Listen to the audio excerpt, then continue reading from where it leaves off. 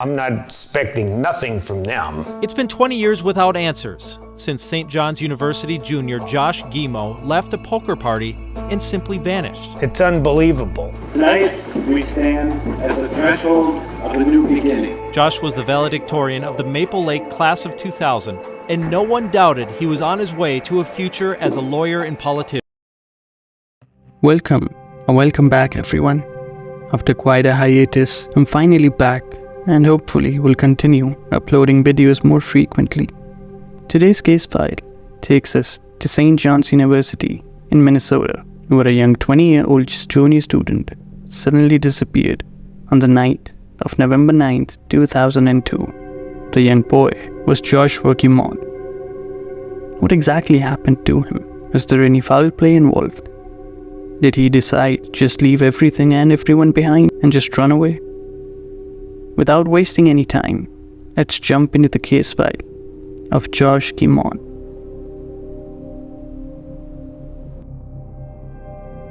Josh Guimond was born on June 18, 1982, to parents Brian Guimond and Lisa Cheney. Since an early age, he was known to be a bright and gifted student. He also was a valedictorian in his high school and also served as the class president. In fact, he aspired to be a lawyer and then later a politician, and eventually becoming president of the United States. He'd been studying at St. John's University with his former girlfriend, Katie Benson. According to some news outlets, the couple had broken up weeks before his disappearance.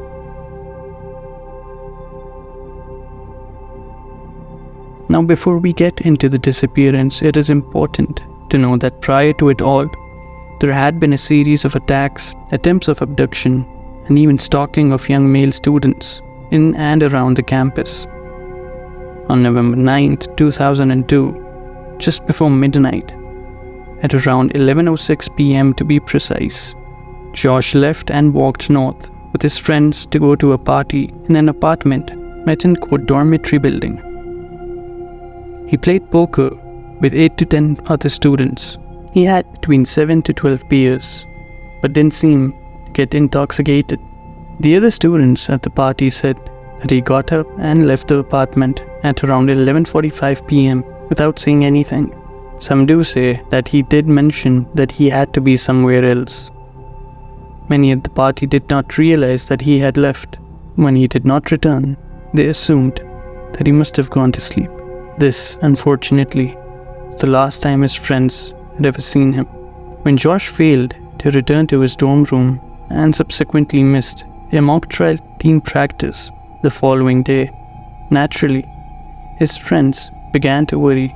Soon after reported him missing to the Stearns County Sheriff's Department.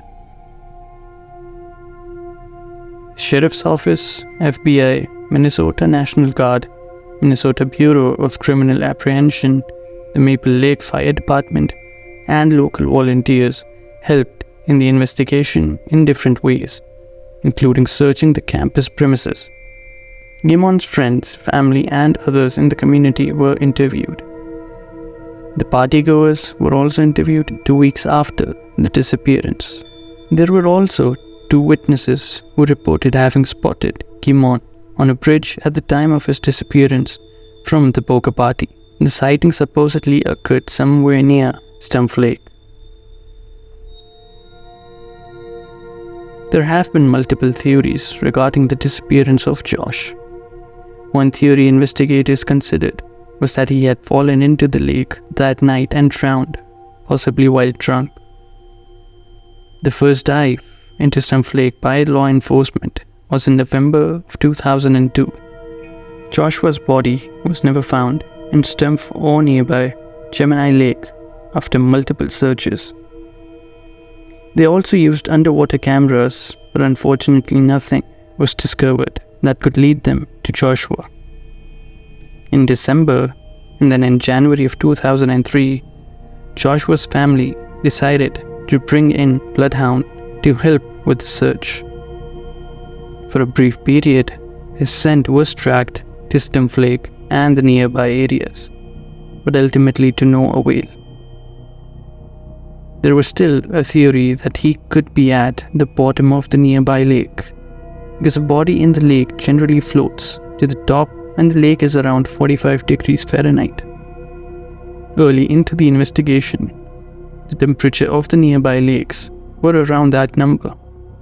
If the lake was cold and Joshua's body was snagged by an object underwater, it would have been harder for him to float. In 2004, Joshua's father Brian proposed a theory that Josh could be at the bottom of a lake to Bradley Wentz of the Minnesota Soil and Water Conservation District. Wentz responded that there had not been soil discovered in Stearns County capable of pulling someone in. In 2022, this theory was later ruled out that Joshua had drowned. Despite this, as recently as around 2023, Collegeville's surrounding lakes and rivers were still searched by police and citizens. There was also a theory, though for a brief period only. Investigators believed that Josh could have run away or maybe committed suicide. His parents, on the other hand, believed someone on the campus had relevant information, which the police initially denied. In 2005, Stearns County Sheriff John Sanner indicated that Joshua was considered a missing person and could have possibly been abducted. It is important to note that around that time Joshua had disappeared, there had been other disappearances that had happened in the previous 10 days. For instance, on October 30th, telemarketer Erica Delquist had disappeared from a bar in northwest Minneapolis that was commonly frequented by college students. Christopher Jenkins, a University of Minnesota student, disappeared after leaving a bar in Minneapolis on November 1st. Michael Knoll, a University of Wisconsin student, disappeared on November the 6th after visiting a bar in Eau Claire, Wisconsin. The victims' families suspected a link between these cases and called for a task force to investigate it. In December, a dog, which was used to search for Jenkins' body, found his scent on the St. John's campus. In 2003, Jenkins' body was found in the Mississippi River and Knoll's body was found in a lake in Eau Claire. The discovery of the bodies gave a lot of weight to the theory that Joshua must have been pushed into a lake and that possibly all three deaths had been a work of a serial killer. Both these deaths were labeled as accidental drownings, though Jenkins' death was later relabeled as a homicide in 2006. Erica Delquist's body was found in a shallow grave in 2004 on the property of a convicted murderer, William Myers. Another theory at the time was that maybe his friends might have been involved in his disappearance, specifically his roommate and best friend at the time, Nick Idukovich, and his ex-girlfriend Katie Benson. Nick had discrepancies in his account of the events of the night Joshua disappeared. These, coupled with the rumors of a disagreement between Joshua and Nick, raised suspicions among investigators. Nick and Katie were reportedly in a relationship after she had broken up with Josh, and on the night of Josh's disappearance, Nick and Katie were together, though they both deny that they were ever romantically involved. According to Nick, he said he had brunch with Joshua on November 9th and then had seen him at 6:30 p.m. that night before he went to Benson's. When Nick returned at 2 a.m., Joshua was not there. However, a roommate reported hearing the two argue about Katie at some point that night. It was unclear at which time the argument actually took place. Nick told the police he had left Katie's place at around 2:30 a.m. that his keycard that was used to access the dorms showed it was used at 2:42 a.m. Katie said he left her home between 1 and 1:30 a.m., which would have left a lot of unaccounted time in Nick's story, since the drive back from Katie's place to St. John's University was only about a 10-minute drive. Though it is very much possible that Katie may have misremembered the time Nick left. Katie has also stated that she does not believe that Nick had anything to do with Josh's disappearance. Some have also pointed to the fact that Nick had declined to take a polygraph examination as a sign of guilt. However, this does not necessarily prove anything.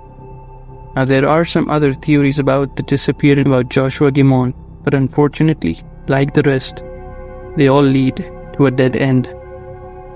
It's been more than 20 years since anyone last saw Josh, and in 2024, and as of now, the disappearance of Josh Guimond is still considered one of the most bizarre events to have ever occurred.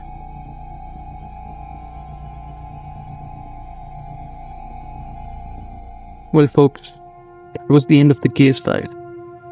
Hope you did find the video interesting.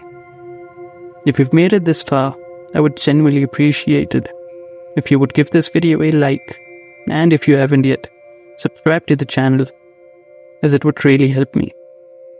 Until next time, take care of yourselves and your loved ones, and please be safe. Peace.